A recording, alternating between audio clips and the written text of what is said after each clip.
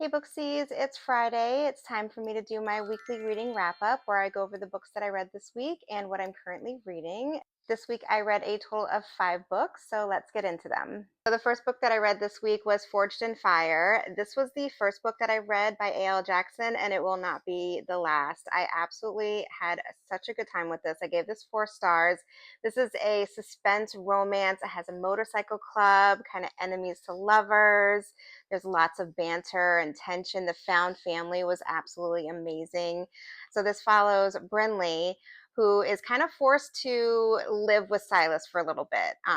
Her brother kind of makes her, and he doesn't really explain to her exactly why, but he says it's for her protection and she needs to stay there for a little bit until something is done. So she's very reluctant to do it. I love her character. Her character is very fiery. And I love the banter between her and Silas.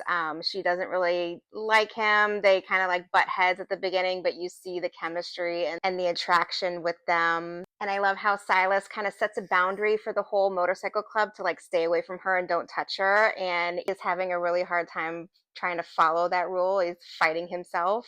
But once he stops fighting it, there is no turning back. The spice is so good. The side characters were also just amazing. I absolutely love the found family in this. Silas's sister really takes Brinley in and kind of like shows her the ropes and takes care of her. But just seeing Brinley so welcomed into their family, it was really, really heartwarming. This has a really good fuck it moment, which I absolutely love in a book. It has a morally gray hero, this forced proximity, small town. Like I said, this is not going to be the last book of A.L. Jackson that I read, and I'm looking forward to continuing the series. And next I read The Boyfriend Academy. I gave this 3.5 stars. This had really strong moments in it. I really liked it. It definitely had me turning the pages and wanting to know what was going to happen next. But ultimately, there were some things that didn't really quite add up to me, and the ending literally pissed me off and had me crying. I almost want to give it more than 3.5 stars because the fact that it had me crying. If I am emotionally invested in characters and you have me crying, like that's good. So this is set 100 years into the future where apparently toxic masculinity has been eliminated. Men are raised to be caring and compassionate. This follows Dylan, who is a student at Ganymede Academy, where they teach boys to be the perfect man. And they are promised the perfect life afterwards, which includes a perfect wife. What didn't really get me was that in this world, it's illegal to be gay.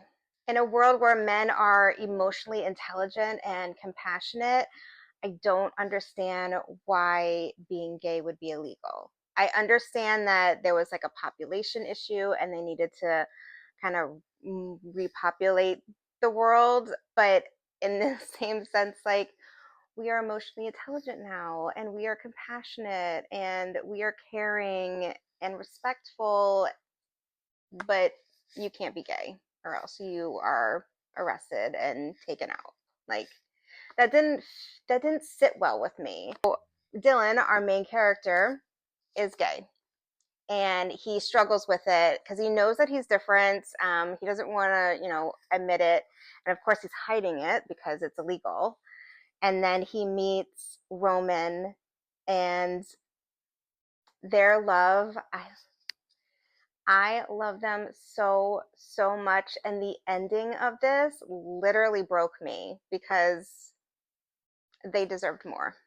They deserved so, so much more. This is dark dystopian. This is an romance. We have forbidden love, secret society. There's high stakes trials in this because they need to complete these trials in order to graduate. This was good. Like I said, hated the ending.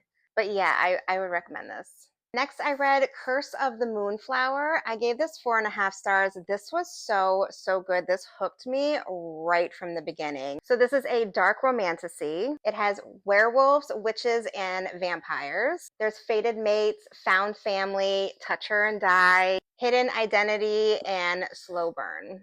So this follows Vesa. Shortly after her mom died, she realizes that she's part of some kind of ancient curse. And she is being hunted by the vampire king, who claims that she is to be his bride. And when she becomes his bride, he'll be able to open up the underworld.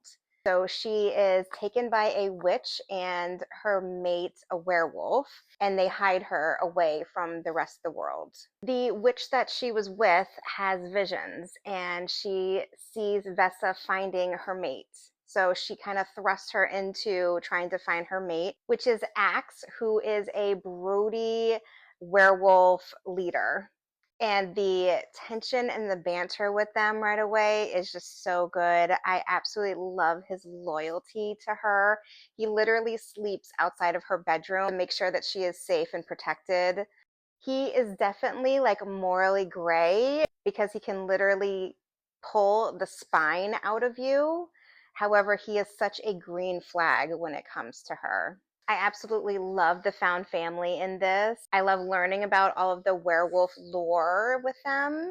The mystery surrounding Vesa's curse continues to evolve throughout this whole book, and it's so interesting, and you want to know what happens next. The ending of this had me completely on the edge of my seat. The twists and turns and the betrayal was so good. I'm definitely looking forward to continuing the series.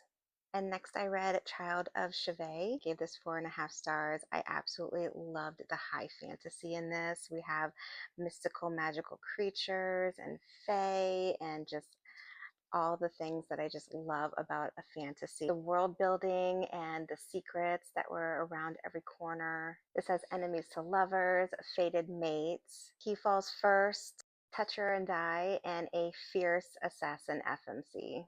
So this follows Shavera, who is our FMC, and she is an assigned assassin to kill the Fae King. So she goes into the land in disguise and she meets the king's general, who then turns into this banter between each other and the tension and the yearning, and they can't fully trust each other because obviously she is an assassin and he has his doubts on what she's really doing there. The tension and the slow burn was absolutely amazing in this. There is forbidden love and toucher and die vibe. The chemistry in this was really good. The lengths that they would go for each other was really incredible. The sense of the found family in this, I absolutely loved Elong and Tig. They need to be protected at all costs. The interactions that she had with them, I loved every single one of them. The final 20% was absolutely insane, and I cannot wait to continue this series. And lastly, I read Tainted Souls. I gave this 4 stars. Started off a little slow for me, but once we got to 50% in, I was absolutely hooked and could not put this down. There was a lot of world building in this in the beginning, which kind of was a little bit slow, but I understood it. I feel like this is going to continue to be a really good series. This is dark urban fantasy with vampires and humans. There's enemies to reluctant allies, but there's some tension in there at the very end. This is a very extremely slow burn. There is no spice in this first one. The tension at the end is there, and you just know that something is going to be happening. Also at the end, crazy cliffhanger. I am not okay and I need book 2 immediately. This is set in a world where humans and vampires kind of coexist in this city called Penn City. Seraph, who is half vampire, half human, is also a vampire hunter because she is kind of fueled by rage and revenge because a vampire had killed her father. Said vampire is leader of the Ravens, who her brother is kind of a part of. She kind of gets in with them and she starts to learn a little bit more about what they are about. And then she's conflicted on where she really stands in the middle of this.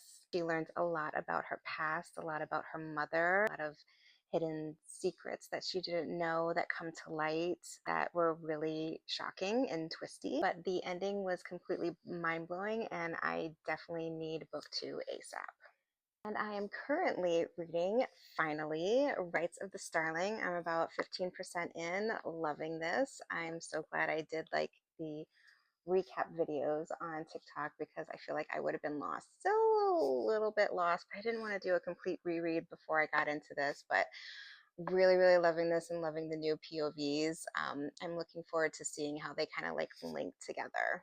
And I'm also currently reading The Flame and the Frost. This is an arc that I had received. This comes out June 30th.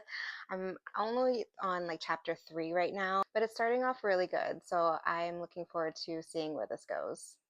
All right, that was my weekly reading wrap up. Let me know what you read this past week. And until next time, happy reading.